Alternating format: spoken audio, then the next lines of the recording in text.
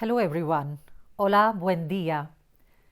So today we are going to end this series of lessons that we've had on women in the Hispanic world. Today we are going to talk about the women characters that have appeared in the Spanish literature through the ages. You would agree with me when I say that the characters of books can often become our faithful imaginary friends. Falling in love, identifying or detesting them is part of this journey of the alchemy of creation. Pages, ink, words, recreation, and sensation. So, in this lesson, we are bringing to you the stories of women from Hispanic world in order to familiarize you with the history and culture of Spain and Latin America. But this lesson, as I told you, is slightly different. We bring to you not real women. We are going to bring to you fictional characters, women created by great writers, women from the classics that we read from the Spanish-speaking regions. And in this particular case, I'm going to focus on Spanish literature through the beginning, through the 12th century, the very first classics to, let's say, the 20th century. These women too are capable of coming out of the pages of the books and staying forever in our lives. Literary characters are created both by their authors and by the mental recreation that we reproduce as readers. In fact, I would say that it is a shared imagination. They become a small or a big part of us, and sometimes we remember them forever. Women are the main nucleus in the social structure of any society. They play an important role as teachers, educators, and transmitters of cultural values and social values. So, in this lesson, we want to present the vision that we have of women in the classics of Spanish literature, because literature is one of the main means of preserving historical memories, and these women characters speak to us through history. One of the earliest works of Spanish literature is El Cantar del Mío Cid. It's an epic poem which dates back to, I think, the 12th century, and the Cid actually is a historical character of the 12th century. He was Rodrigo Diaz de Vivar. He's believed to have been born sometime around the year 1040 and died in 1099. He was a Castilian nobleman and a military leader of medieval Spain, and the poem is about his banishment from the kingdom by the king on unjust charges, and the entire travail and the journey of El Cid Campeador to win back his honor. Cid's wife was Doña Ximena, and she is one of the first women characters of Spanish literature. Doña Ximena, the wife of Cid, is one of the women characters of Spanish literature, though in the Song of the Cid, she has a very minor role. She is the wife who waits patiently for the return of her husband, who, as I told you, has been banished from the kingdom by the king. She speaks very little in the poem, and Rodrigo shows himself as a faithful husband and a lover of his family, and Ximena is kind of a model of the women of those times. She stays in the background. The other women characters in this epic poem are the daughters of the Cid. Of course, they are much more interesting because they are going to be treated violently by their husbands, and they will plead for death to overcome the shame of dishonor. However, there have been some modern representations of Doña Ximena. For example, the great Spanish playwright Antonio Gala, one of the very well-known playwrights of the second half of the 20th century, he has this theatrical work called Anillos para una dama. In English, it would be Rings for a Lady, and it was staged in 1973. And the play kind of recreates the Cantar del Mío Cid, the poem of Cid, where we find a strong Ximena who's tired of being always alone. Well, the medieval Spain was also the time of Arab rule, especially in the south of Spain. The Arabs were in Al-Andalus from 711 AD to 1492 AD, and for nearly 800 years, Al-Andalus was a land of meeting of cultures.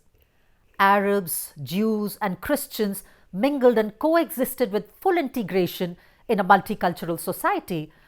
A society where sometimes clashes arose between the different groups, but one that gave rise to a multifaceted cultural space of art, literature, painting, and Andalusian poetry is the product of the union of these three cultures.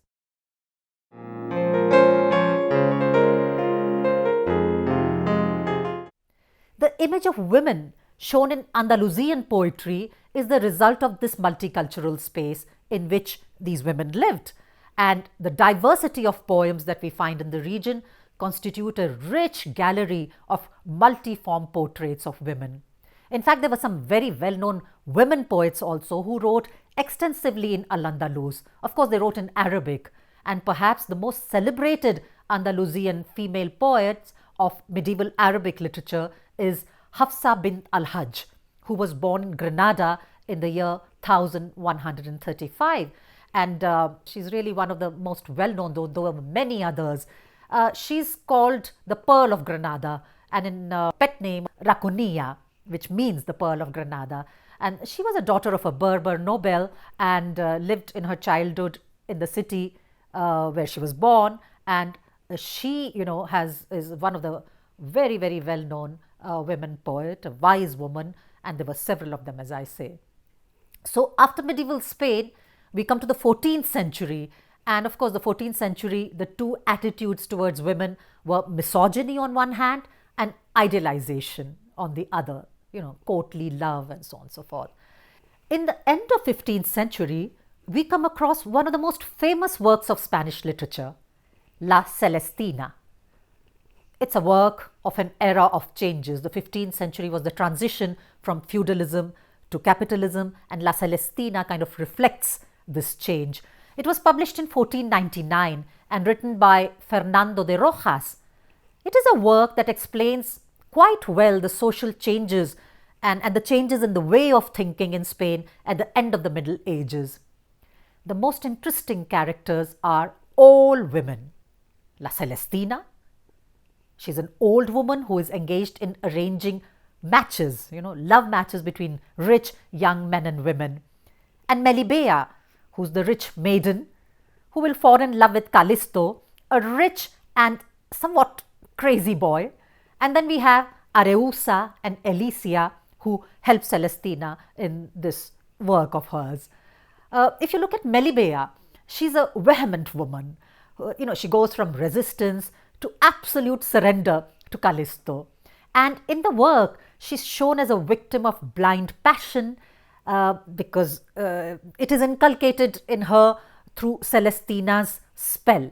And the only thing that would go wrong is the death of Callisto, which leaves her in a kind of a delicate moral position. And finally, she commits suicide after explaining to her father what has happened. The story, as you can see, is very similar to Romeo and Juliet, but La Celestina is much stronger. There are several adaptations of La Celestina. It has been taken to cinema, taken to theatre, of course. And in fact, in cinema, it is the very well-known famous Spanish actress Penélope Cruz who has played Melibea. And there's always been great interest in this work because it is a work of very contemporary and universal theme. It deals with love between young people. Well, we now move on to the great classic, not only of Spanish literature, but of entire modern European literature, and one would say world literature, and that is Don Quixote de la Mancha, Don Quixote. And as we have said, it is a masterpiece of the European novel. It's considered the first modern European novel. Now, those of you who are familiar with the work would remember that Don Quixote's lady love is a woman called Dulcinea. The most important female character is, however, not Dulcinea del Toboso. She's just presented as a fictional woman in the imagination of Don Quixote, who barely appears in the novel. And there are many other women in the novel who are really full of personality. If you look at the creation of Dulcinea's character, Don Quixote has just invented a lady to dedicate his adventures to. And he does so because he has read it in the books of adventures, in the books of chivalry, in las novelas de caballería, that you have to have a lady love. Dulcinea is therefore not a real character but a fiction in the imagination of Don Quixote, although she's presented as a woman whom he has met in this village called El Toboso, close to his own town. And Don Quixote had thought of Aldonza Lorenzo of El Toboso as a model for Dulcinea. However, we find that Dulcinea actually is a village woman, rude, uneducated, and Don Quixote's loyal and trusting friend, who's a down-to-earth person, Sancho Panza, sees her as such, but not Don Quixote, who sees her as a lady of high nobility, worthy of his love. It is in fact another woman character from El Quixote, Marcela, who can be considered the first feminist in the history of European literature. Don Quixote is full of female characters with extraordinary personality, but we can highlight the shepherdess Marcela in particular. She appears in the first part of the novel, and she's a beautiful young woman who has refused to accept the love of another shepherd, Grisostomo, and this man of course commits suicide because his love is not corresponded to. And when she is accused of being a bad woman, Don Quixote defends her because he says that no one can force another person to accept his love.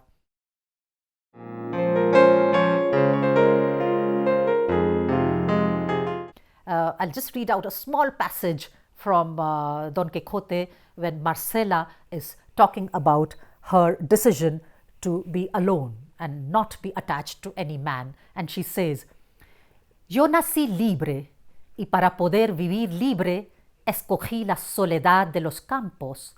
Los árboles de estas montañas son mi compañía. Las claras aguas de estos arroyos, mis espejos. Con los árboles y con las aguas comunico mis pensamientos y hermosura. A los que he enamorado con la vista, he desengañado con las palabras. Y si los deseos se sustentan con esperanzas, no habiendo yo dado alguna a Grisóstomo ni a otro alguno, bien se puede decir que antes le mató su insistencia que mi crueldad. So in English it reads something like this. I was born free, and in order to live free, I chose the solitude of the fields. The trees of these mountains are my company, the clear waters of these streams my mirrors. With the trees and with the waters, I communicate my thoughts and beauty. To those who have fallen in love with me, I have disillusioned with words, and if desires are sustained with hope, I have not given any to Grisostomo or any other man. It may well be said that he was killed by his own insistence rather than my cruelty. Brave words there, coming from a woman of 16th century. So, continuing with the literature of Spanish Golden Age, that is the 16th and the 17th century, I'll now come to the women in the theatre of Lope de Vega, whom, as you know, is one of the most famous playwrights of the Spanish Golden Age, along with Calderón de la Barca. And Lope wrote hundreds of plays, and female characters are very important in many of his works, and sometimes stronger and more interesting than the men that he has created. For example, in one of his works, Fuente Ovejuna, it's about a struggle between the people on the one hand and the aristocrats, represented by one commander of very powerful military order. And this commander has kidnapped a young lady, Laurencia, the day this lady was supposed to marry Frondoso. But Laurencia escapes after having suffered the ill treatment of the commander, and she appears where the men are discussing what to do and encourages them to fight against the tyrant. She is a character of great dramatic force, as I said, greater than that of the men who appear in the play. So after the Spanish Golden Age, women continue to appear myriad forms in the neoclassical literature as well, of course, in the romantic drama.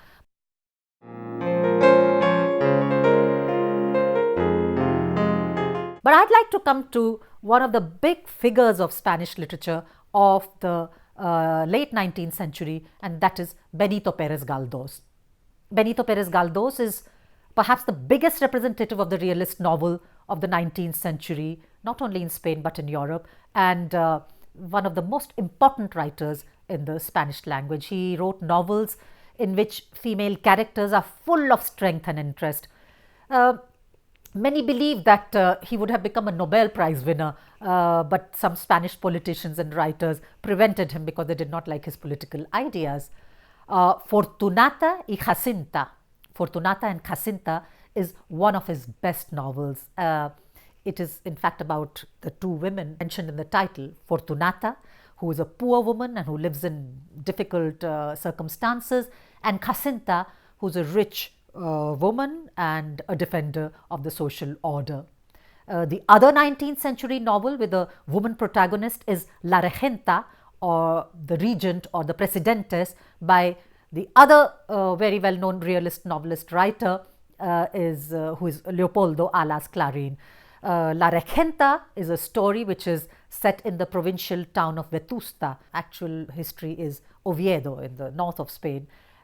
There lives this woman called Ana Osores, who is from a noble family which has fallen into economic ruin. So Ana is married off to Don Victor in a marriage of convenience, and her life is kind of shown as torn between loneliness and boredom. She's a withdrawn woman. She's frustrated because she's not able to become a mother, and she longs for something better and something unknown. La Regenta is considered one of the best European novels of the 19th century, and in fact it was adapted for a highly successful television series which was done by the Spanish television. After the 19th century, these very strong women who appear in the realist novel, I'd like to bring to you the women which have been created by the famous poet Federico García Lorca. As you would know, Federico García Lorca was born in the south of Spain, in Granada. He was born in 1898 and he died in 1936. So he's not only a poet of the generation of 27, he's also a playwright and a prose writer. Basically, he's also known for his dexterity in many other arts.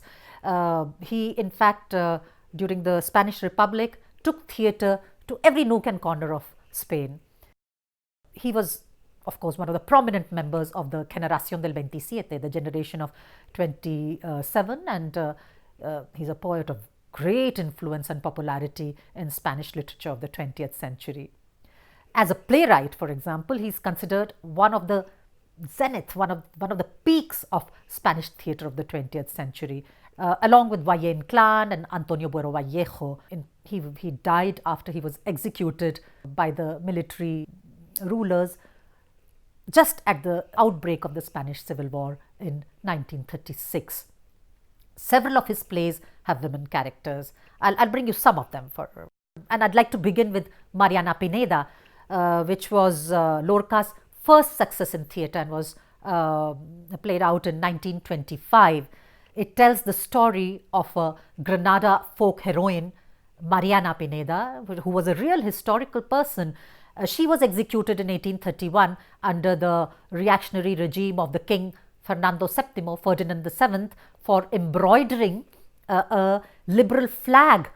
She embroidered the words igualdad, libertad y ley, equality, liberty and law, and she refused to betray her lover. So Lorca must have read this read this story or heard the story through popular Andalusian ballads, and nearly a century later he turns it into a play. Another one of his best works is The House of Bernarda Alba, La Casa de Bernarda Alba. This play is known because it has only women characters. So there's this authoritarian mother and her daughters and a crazy old grandmother. So the authoritarian mother is Bernarda, the house of Bernarda Alba. She does not leave her 5 daughters free, and there is this other very strong character, which is the old and sensible maid Poncia, who soon realizes the problems of the house. And these, of course, are two magnificent characters of Spanish theatre. I could, of course, go on, but I'd leave you all with this much in order that you yourself discover how women have been portrayed in Spanish literature of the 20th century and of our times. These were just some of the Spanish classics that we would urge you to familiarize yourself with. The 20th and 21st century Spanish literature is equally rich in the gamut of interesting characters that it presents to us. I hope you have enjoyed this journey through the history of Spanish literature along with the women that populate it. Thank you so much.